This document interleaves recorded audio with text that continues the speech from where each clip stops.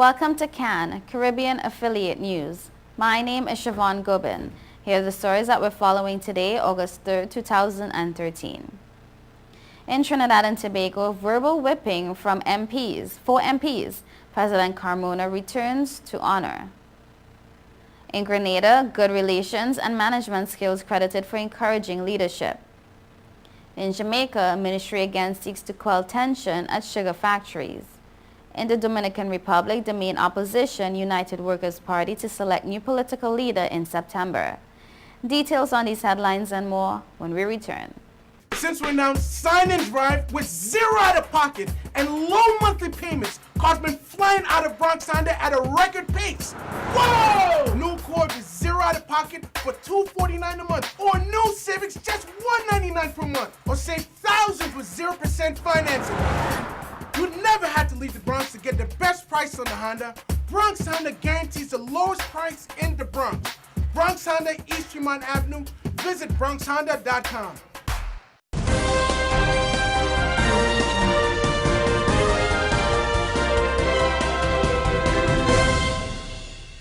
Welcome back to CAN, Caribbean Affiliate News. My name is Siobhan Gobin, and this segment is sponsored by Total Caribbean Network. We are in breach of our contract with the citizens of the nation. What our nation needs at this time is return to honor, declared President Anthony Carmona. President Carmona delivered a verbal tongue-lashing to members of Parliament yesterday on their conduct and behavior in and out of the Parliament, the efficiency in the process of legislation, election campaign financing, and the pussyfooting on the Caribbean Court of Justice. What is left when honor is lost, the President pondered. Honor cannot be legislated. Wealth does not make one honorable. High rank or position does not make one honorable. To be honorable requires that one commits to doing the right thing because it is the right thing to do. The President told members of both houses of Parliament, the challenge we have faced for many, many years is the lack of personal credibility in our leaders and those in authority in every sphere. And where the leaders go, the nation follows. Can we say we are discharging our duties in a manner that is scrupulous, painstaking, principled, and governed by conscience? If we cannot, my fellow parliamentarians, then we have not done as we have sworn to do. The President was speaking at the ceremonial opening at the launch of the 4th session of the 10th Parliament. He noted that Parliament must be an engine for positive change, and today, when the concept of civility everywhere seems to be under threat, the issue of dignity and decorum, parliamentary conduct is a matter of grave importance. But President Carmona noted that every member present today has taken the oath to bear true faith and allegiance to Trinidad and Tobago and to conscientiously and impartially discharge our responsibilities to the people of Trinidad and Tobago. It is time to consider whether we are in contravention of the oath we have taken, whether we have fallen short. Is our greatest allegiance to our country, or are there competing allegiances? Among his audience were members of both houses of Parliament, the Chief Justice, High Court judges, and members of the judiciary. The President also spoke about the quality and efficiency of parliamentary debates by MPs. He noted the lengthy hours debates are conducted and suggested, would it not be preferable to start parliamentary sessions earlier? It is highly unproductive to begin sessions at 1:30 p.m. subject to the varieties of a heavy lunch and oppressive humidity. As the head of Parliament, I strongly suggest that Parliament begin at 8 a.m. as we all do in this country.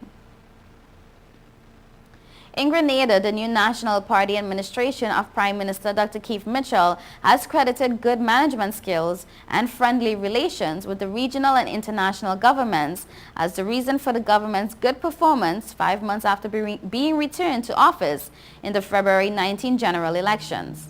Dr. Mitchell made the disclosure during his first official press conference 2 weeks ago at the ministerial complex in Tantine, St. George's. Gone are the days of the late payment of salary for public servants, as was the case with the former National Democratic Congress government and a virtual halt of economic activities. They have been replaced with a sense of hope as public servants are paid early and the economy is being revived with several projects, which is creating a big dent in the unemployment figures. Prime Minister Mitchell told reporters that such actions were necessary with the economic downturn still affecting the country. The government has also been credited for the enhancement of the operations at the General Hospital with the provision of more medicine and other services, and the development of the infrastructure with the Agriculture Feeder Roads Project and others on stream. Dr. Mitchell is heartened that government was able to meet its agreement for salary increase and back pay for public workers who have not had any increases since 2008. Dr. Mitchell has also told the media that $12.5 million have been pumped into an infrastructural development program, which is providing jobs for thousands around the Tri-Island states. The Ministry of Labor and Social Security will make another attempt this morning to reduce tension at the 3 Pan-Caribbean sugar factories, Bernard Lodge, Frome, and Money Mosque, over actions taken by the management following alleged security breaches. The ministry arranged today's meeting after failing to resolve the issue at an emergency meeting on July 25th, which was attended by representatives of Pan-Caribbean and the 3 unions representing the workers, Bustamante Industrial Trade Union, the University and Allied Workers Union, and the National Workers Union. The dispute was triggered by the sending off over 130 security guards on paid discretionary leave on July 21st, and the dismissal of their supervisor. There is also the issue of the proposed redundancy of 90 more workers, including 30 security guards across all 3 factories. Pan-Caribbean said it has decided to restructure its security department in the wake recent allegations of 26 bearings going missing from the Money Mosque factory in Clarendon. The union said that despite an assurance from Deputy CEO of Pan-Caribbean, Delroy Armstrong, that the police are still investigating the missing bearings, after which a decision will be taken on the company's response.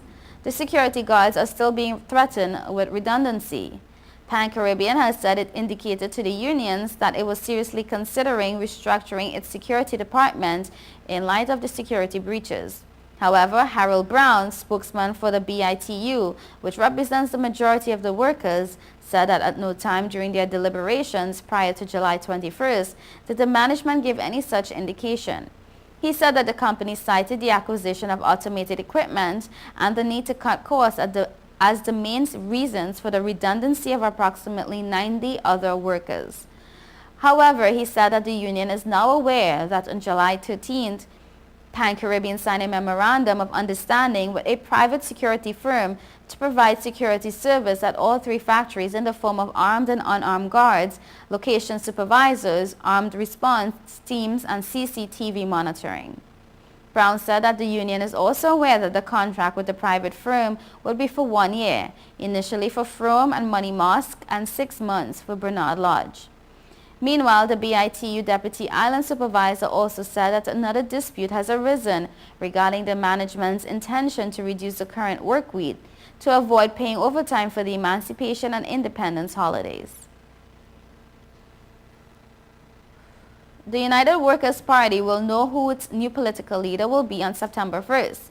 Outgoing leader of the party, Edison James, has announced that a delegates conference will be held in Castle Bruce, which will address the election of officers, importantly the election of a new political leader. Speaking on state-owned DBS radio on Thursday morning, James described the meeting as important. Of course, in the context of there being a new political leader, we expect you will hear acceptance remarks from the new political leader, he said. A founding member of the UWP, James has indicated that he will not be seeking re-election as political leader at the upcoming conference. He said there has been no nomination for the post so far. The process involves a nomination committee meeting, and it will do so around the middle of August. It will make nominations with respect to the filling of various posts, and there will be the opportunities for nomination on the floor, he said. However, sources have revealed that Thompson Fontaine, Claudia Sanford, Ronnie Isidore, and Lennox Linton have been discussed at the highest level in the party as possible candidates to take on the top job. Of all the potential nominees, Linton has been the most visible and talked out. During a press conference in July, James said the constituency of Marigot, including himself, have identified him as a suitable person to be the candidate, but it made it clear that a new leader can only be selected by a delegates conference. He did say, however, that he supports Linton, and I quote, "So it stands to reason to the extent that Mr. Linton's name has surfaced in the context of the leadership effort. I think everybody would be surprised, particularly the people of Marigot, if I didn't support Mr. Linton, he said. Fontaine, on the other hand, appears to be more interested in running as UWP candidate for the Grand Fort Revere-Sirique constituency at the next general elections. Other activities expected at the delegates conference include an address by the president of the party, the reading of the minutes of the last delegates conference, a report from the general secretary of programs and activities for the past year, and speeches by the president of the youth and women arms of the party, among others. James told DBS on Thursday morning that the UWP is on the verge of making a change. Change is a must, as we have been saying, so it is a very important conference for us and for the country, he said. You are watching Caribbean Affiliate News. Stay tuned.